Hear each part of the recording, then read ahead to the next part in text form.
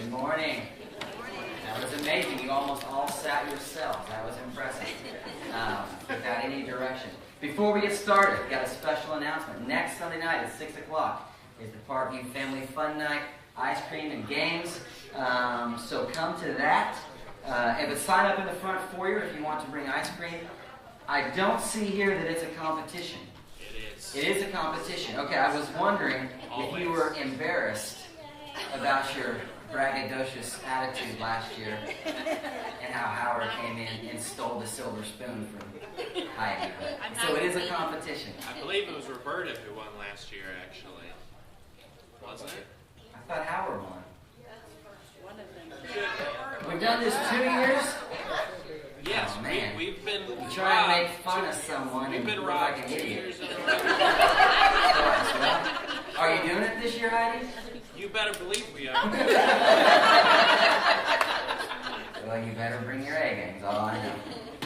All right, so let's do that. I think one of the coolest experiences that a person can have would be to go whale watching.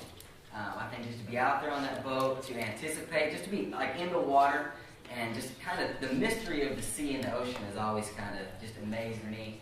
But the anticipation of seeing one of those things or a number of those just massive animals surface, and just to watch them do what they were made to do in the place that they were made to do it, I think would just be fantastic, would be magnificent. But as we know, not all whales live in the wild. Some live in captivity, and I'm not here to have a discussion about what's good and what's bad. Your uncle could be a whaler. Your uncle could work at SeaWorld. I don't care. But here's the deal. There are some disadvantages for whales to living in captivity, like that they're much more susceptible to disease, to sickness. The life expectancy of a whale in captivity is like a quarter of what it is to a whale in the wild. And because of that, people have fought to save the whales, right? For at least all of my life, I can remember that whole thing about saving the whales. They made a movie about it when I was a kid. And in fact, at one point, some animal rights activists got that to happen up in the Pacific Northwest, and they freed a whale. This whale's tank was connected up to the Pacific Ocean, and so it could just kind of swim out there. And what happened was this whale swims out and goes out into the ocean and does its thing. But then a surprising thing happened. It turned back around, and it came back to its tank, and it lived there. It chose to live there. It didn't want to go out. And this whale is just completely oblivious to the disease, completely oblivious to its life expectancy. But it chose what it was familiar to it. And it chose what was comfortable to it. And it had freedom, but the freedom kind of scared him. And the freedom, the uncertainty of freedom scared him back into captivity. And this is kind of the story of God's people, especially as they leave Egypt. And Moses takes them out, and they wander around. And for a second, it's good, right? They're no longer slaves. But then quickly they become worried. Their thoughts become consumed. But what if the Egyptians come after us? Later on, it's what about the Canaanites? And then it's how are we going to eat? How are we going to drink? All these things. And the uncertainty of freedom scared them into thinking what is really an unthinkable thought, which is we would be better off if we were slaves back in Egypt. And they had become comfortable with what made them uncomfortable. They wanted what was familiar to them instead of choosing that freedom that they had found in God. And this is kind of the backdrop. This is the background of what's going on in Galatians, is that the people in Galatia, that region, had turned back to the things that they had once served. And this is what Paul is warning against in Galatians chapter 4, where we'll start today in verse 8. So Paul says, "Formerly, when you did not know God, you were enslaved to beings that by nature are not God's. And now, however, that you have come to know God, or rather to be known by God, how can you turn back again to the weak and beggarly elemental spirits? How can you want to be enslaved to them again? You are observing special days and months and seasons and years. I am afraid that my work for you may have been wasted." And so Paul is reminding them of the situation that they were in prior to becoming known by God. And that was a situation of slavery to what Paul calls beings that by nature are not God. And so these Gentile Galatians, before they had known God in this region, they worship pagan gods. Gods like Zeus, gods like Hermes. And these are impotent, these are ineffective, and these are imaginary gods. But Paul is reminding them that though the gods are imaginary, their slavery to them, that was a reality. And the servitude that they worshiped those gods with was a harsh reality. It required their allegiance, it required their thoughts, it required certain behaviors, it required money, it required time. Their servitude to those gods was oppressive, and it was a real thing. And Paul says, how can you want to turn back to that? But that's really not what they're turning back to. What these people are turning back to is essentially, or what they're turning to, is the law. What they really want to do, so to speak, is become Jewish. And Paul's already mentioned earlier in the letter their desire to be circumcised, to take on what was at one time that mark, that outward physical marking of God's people. They want to take that on. And now here he mentions that they want to hold on to the Mosaic law. They want to observe special days, months, and seasons, and years. And not for the purpose that they were made for. Not for the purpose of remembering God and remembering what he had done within his people and remembering what he had done for his people. But for the purpose of coming to God in a right way. In the purpose of setting themselves up before God as righteous. And Paul says, how can you want to turn to that? It'd be as if we came to this table here today and did not this in remembrance of Jesus, but we did this as an attempt to come before God as righteous. And nothing we do at this table makes us righteous before God. What we remember at this table, the death of Jesus Christ, his burial, his resurrection, that's what makes us righteous. Nothing we do at this table makes us righteous. But this is what the Galatians had turned back to. And Paul says in verse 17, all of this is because of deceivers. He says they, the deceivers, they make much of you, but for no good purpose. They want to exclude you, so that you may make much of them. So after Paul leaves, some new teachers come in and they teach a gospel that Paul says is not actually a gospel at all. And that is that they must become Jews. They must adhere to the laws of the Jewish people as well as believe in the gospel of Christ. And they're doing this for the purpose of excluding you, pushing you away, separating you from Paul, or more appropriately, separating you from the message, the gospel that Paul taught them, so that you may be zealous for the deceivers, so that you may have passion for them, that you may pursue them, that you may have zeal for them. And so the story of the Galatian people is a story of people who are known by God, a story of people who were deceived, and a story of people who, after their deception, became consumed and attended to the external, the outward things of life. And that's an age-old story.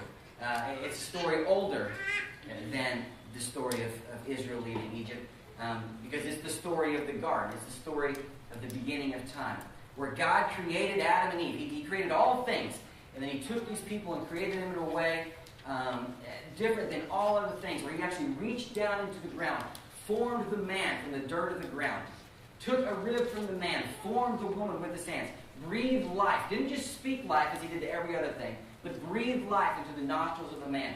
And then, more importantly than all other things, he created them in his image, which that means a lot of things. That's a big discussion. But for right now, it just means they were created for the purpose of bearing God's image here on earth. Did that exact same thing that Jesus just sung about. Not Jesus. You're not Jesus. You're Steve. The exact same thing that Steve just sung about. That the beauty of heaven will be reflected here on earth. That's why they were made. And then God, they knew God. They had a relationship with God. They had fellowship with God. God is walking with them in the cool of the day, in the garden. But just as Paul has left the churches in Galatia and deceivers have come in, God withdraws from Adam and Eve for just a second, and the deceiver is there quickly. Satan is there to tempt Adam and Eve. And of course, we all know the story. Adam and Eve choose the bondage of sin. And they choose to be slaves to sin.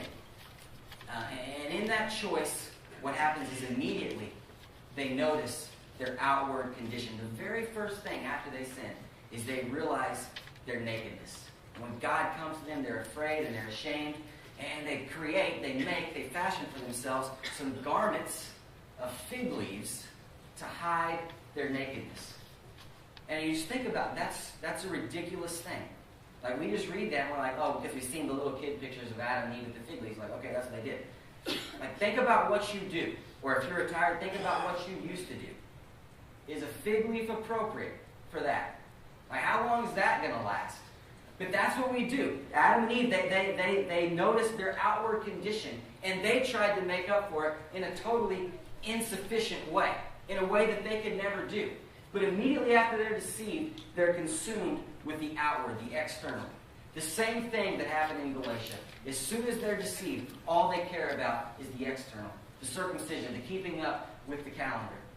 And so the story of Galatia is the story of the garden. And we might, if I were to ask you, what's the great tragedy of the garden? What's the ultimate consequence of the fall of man? I think probably a lot of us would say death. And death is certainly a terrible thing. I mean, we can just look in recent history, and I mean, just every day. Yesterday, I think I saw 2 stories of someone who, there was a nursing home, and then somewhere else where someone had gone in and shot some people. All the time, kids, high schoolers are being shot by their own classmates.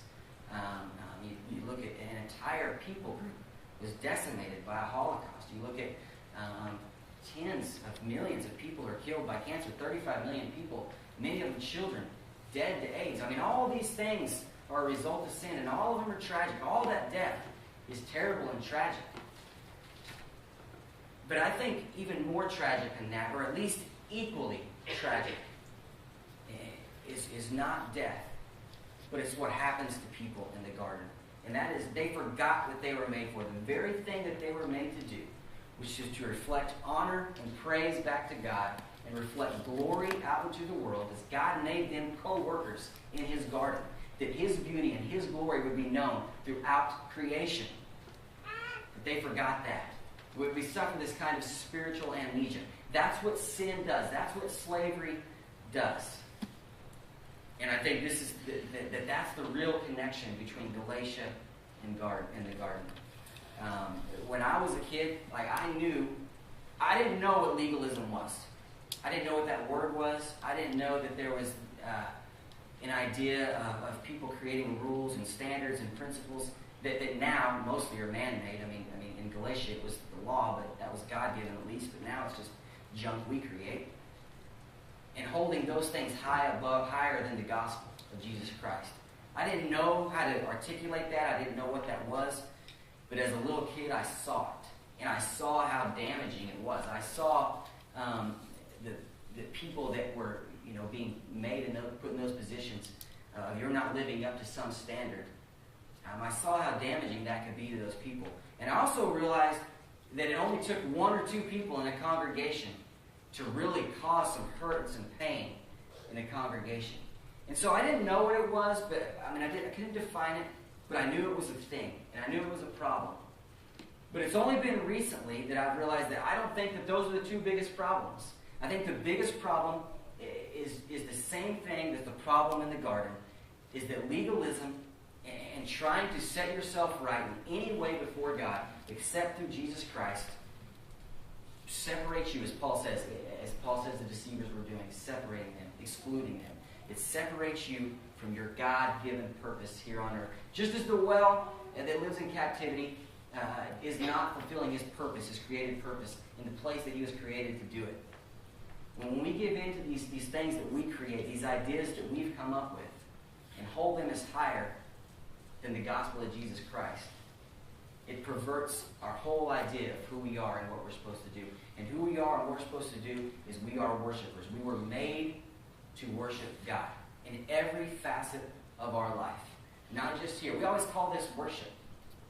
Like, worship is what? 30 minutes of the day? Of one day of 7? No, worship is everything you do. Of all of your life is worship. This is worship, but this is just a part of worship. And that's what we were made to do. But this is the problem with legalism, the same problem that was in the garden. And I said that at the beginning, I said this is an old story. But this is a story I think that's as fresh today as ever. Matt Chandler, I don't know if you know who Matt Chandler is. He's one of the probably most famous preachers in America. The big church in Dallas. And everything I've ever heard him preach or teach is great. He handles the Word of God really well. But he tells this story, and his personal kind of dress code at his church is much like this: jeans, button-down shirt, kind of casual. And so he tells this story of one Christmas Eve he decides he's going to wear a suit and a tie. And so he goes to all his Christmas Eve services, wears the suit and the tie, gets home. Next morning, Christmas, gets an email fired off to him from some young girl who tells him that she was raised in the church where she was told that if she didn't wear if she didn't wear a dress, or if the men didn't wear a suit and a tie, they were going to hell. And she goes on to list many other sort of legalistic ideas that were imposed upon her that damaged her as a child. But then she goes on to call out Matt Chandler and call him a sellout and say, you're supposed to stand up for us. You shouldn't have done that, all this stuff.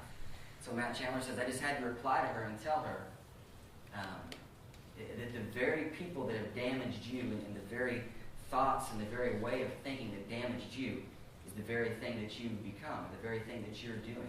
All you've done is change the dress code.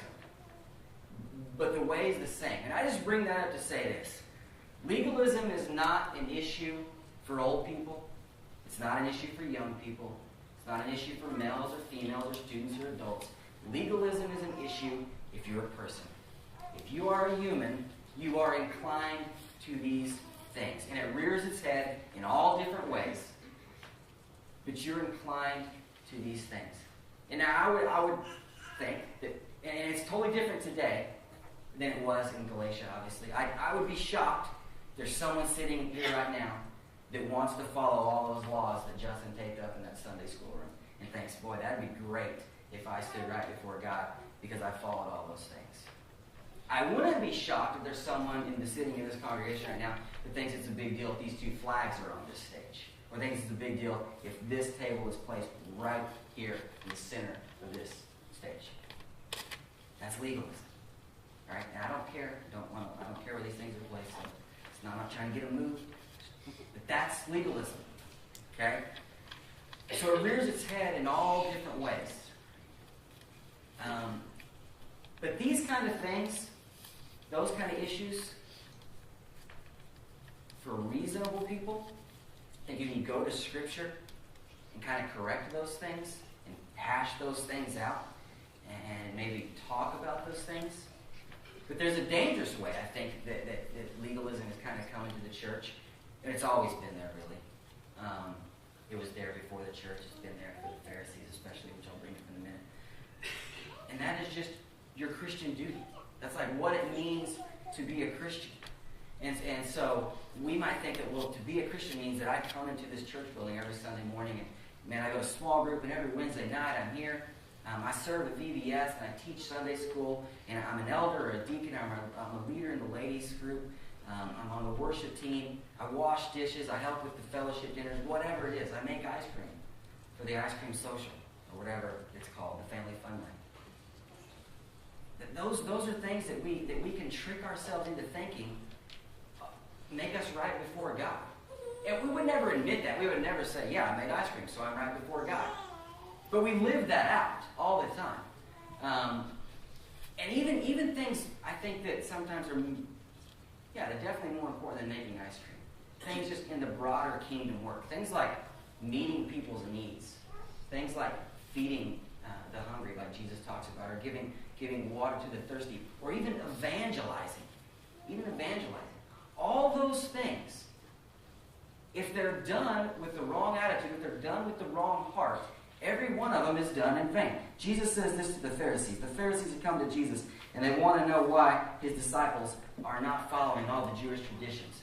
And Jesus tells them, he said, man, you guys are so hooked on these traditions, you have no clue what the heart of the law is about. And he brings up to them, he says, you guys are very, you're faithful in giving your tithe, you're faithful in giving your money, and yet your parents are suffering. Your parents have needs that aren't being met. So you're following this to the letter of the law, but you're neglecting your parents' needs. Jesus says, he said, your heart is wrong. And so Jesus says this, you people, this people, you honor me with your lips, but your hearts are far from me. In vain do you worship me, teaching human precepts as doctrines. And so our created purpose is to worship God. And Jesus says here that to worship God is an outward thing. It's to worship with the lips, to worship with outward actions. All those things that make up Christian duty. But if your hearts are far from Him, if your hearts are wrong, if you aren't doing those things with an attitude of worship, then all those things are done in vain. And so if your entire created purpose is to worship God, if you're not doing those things with the right heart, your worship is in vain, which means your living is in vain. But we do these things, and I'm guilty of this, but we do these things sometimes to find meaning. And I just shared this story with you about me that I realized just a few weeks ago. The summer is the best time for youth ministry because the students are the least distracted and they're the most available. And so, I don't know how. I think most youth ministers are probably this way. There's just a lot of energy and time put into summer things. And it just so happens that at this church, you're also the children's minister. So it's summer, it's like camp, vacation Bible school, anything else you're doing with the youth. And so it's like just one thing after another. And it's just, this is not to be arrogant or whatever, but it's just a lot of work, a lot of time, a lot of whatever, a lot of prayer, a lot of emotion goes into all that stuff. And I know some of you think that camp is vacation. And if you said that to me, I'd probably just give you a courtesy smile and roll my eyes when you walk off. I'll tell you what, don't ever say that in front of Howard Victory, because he'll set you straight.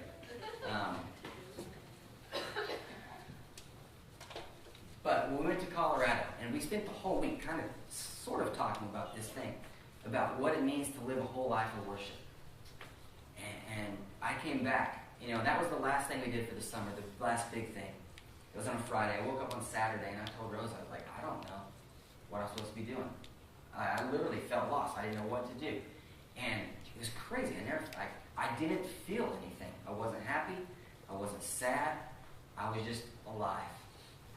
And I was just kind of like floating through life. And I was like, well, I guess I got to teach Sunday night. That seems underwhelming. I'm just teaching.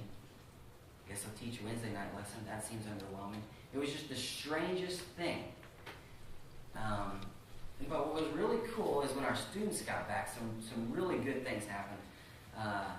One of our students went and changed half their closet into a prayer room. They put scripture all over the wall. They changed that into a prayer room. One of our students, Aubrey, posted a great thing on Instagram. It was like an essay. It was like schoolwork. I can't believe she did it. But this great thing about what it means to worship God. And it was beautiful. It was great. And a lot of other kids wrote really good things, just declarations of who God is. And I just saw the kids, they came back and they're doing exactly what I told them to do. And I realized, I was finding meaning in ministry. I was finding meaning in all the things, but I wasn't finding meaning in worshiping God. It was just a big slap in the face. I was doing the very thing I'm telling you not to do right now, which is to try and stand right in front of God because of the things you perform in this church. And that's not what I was created to do. I was created to worship God in all things. In the mundane times as well as the busy times. And so legalism, I think, we may not classify that as legalism because we're not creating laws, but we are kind of creating standards, creating principles where we try to stand right in front of God. And Paul says in Galatians, he says, why would you return to that? He says, these are weak, and in our SB, he says beggarly, but these are weak and pitiful. And why would you return to those things? In any attempt to stand right before God, other than allowing God to break through into your life, as Paul says, to become known by Him. Any attempt to know God, to stand right in front of God, other than allowing God to break into your life, to become known by Him, and to respond to that in faith through worship, is weak and pitiful. And it's weak because you can never stand right in front of God in anything other than that. And it's pitiful because at the end of your time, the inheritance, if you're trying to stand right before God because of the acts you performed, the inheritance isn't yours. The inheritance is for people who have faith in Jesus Christ. The inheritance is for people who have lifted the gospel of Jesus Christ higher than all things in their life. And then Paul, he finishes this section, verses 12 through 20. He says this, "Friends, I beg you, become as I am, for I also have become as you are. You have done me no wrong. You know that it was because of physical infirmity that I first announced the gospel to you.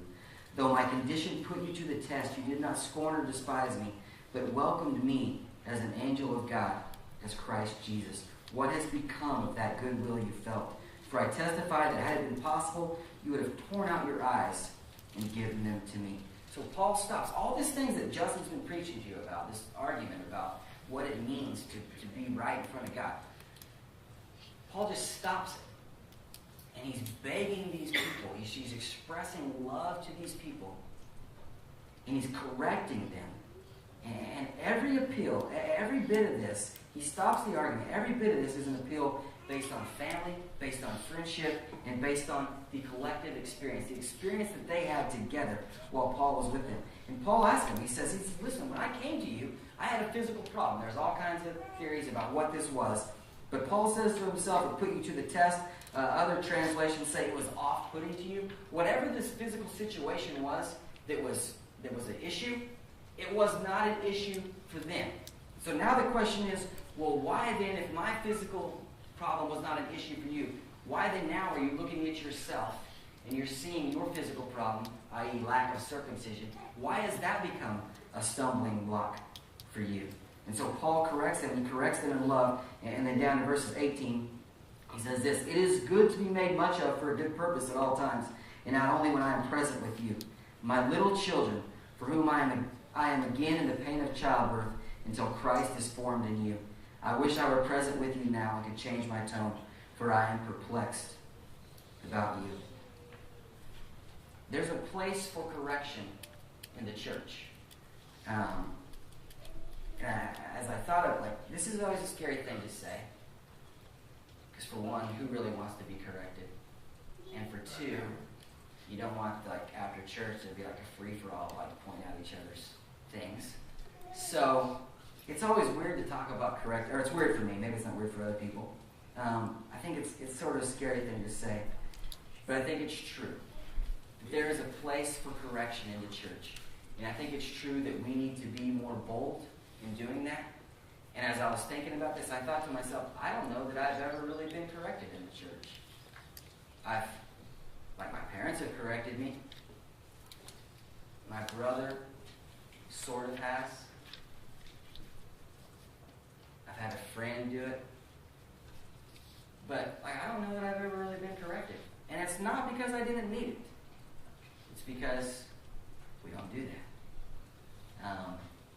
So I think there is a place, especially when it comes to this issue, because this issue perverts your creative purpose. This issue stops you from being what God intended you to be, stops you from being what God made you to be, which was a person created in His image. But when we correct, we need to do it with Paul's attitude, which is one of love. It's one of concern. He says, "My little children, I am again in the pain of childbirth." But this is the issue right here. Until Christ is formed in you. So when you go to correct your brother or sister, it better be because your number one concern is seeing Christ formed in them. And if it's anything other than that, zip it up. But this is Paul's concern, that as individuals, each one of them would come to maturity in Christ, and as a community, that Christ would be formed in them completely. And seeing Paul here in this plea, he's appealing not to the mind but to the heart. I mean, think of it, who knows theology better than Paul? Who knows doctrine better than Paul? What if the key to getting to heaven was to win a debate with Paul? No one wants anything to do with that. No one wants that. Paul's the greatest mind in Christendom aside from Christ. I mean, that's my opinion, but I think it's true. And yet he stops this argument. He stops this appeal to the mind because Paul knows that you can connect with people intellectually, but if you can't connect in their hearts, if you can't make the connection in the heart, it is ineffective. And I think it's the exact same thing that he's saying about legalism, is that we can know the right performances, we can know the things that we ought to be doing, but if the heart's not right, then it's all for nothing. And Jesus says this. Jesus says, Lord, Lord, speaking of people that will come to him, he said, on that day people will say to me, Lord, Lord, did we not prophesy in your name? Did we not cast out demons in your name? Did we not do many deeds of power in your name? And Jesus is going to say to them, depart from me, you workers of evil. Because the issue is, I never knew you. And this is the trouble in Galatia. Is that legalism separates. Legalism separates us from knowing the God that knows us. And that's what Paul cares about. The heart and the mind have to be in harmony. And if it's not, then all of life, all of worship, all of your being is in vain. Let's pray. God, we love you. We thank you. God, I repent and I ask you for forgiveness of the times that I place importance on the acts that I'm performing in front of you, God. And I just ask that you would give me a heart that just wants to worship you in every aspect of my life, God. As a father, as a husband, as a co-worker, as a friend, as a brother and sister of Christ. That I worship you when I'm mowing my lawn. That I worship you when I'm eating or drinking, whatever it is, God. That everything I do, as mundane or as magnificent as it is, God, that I would glorify you in those things.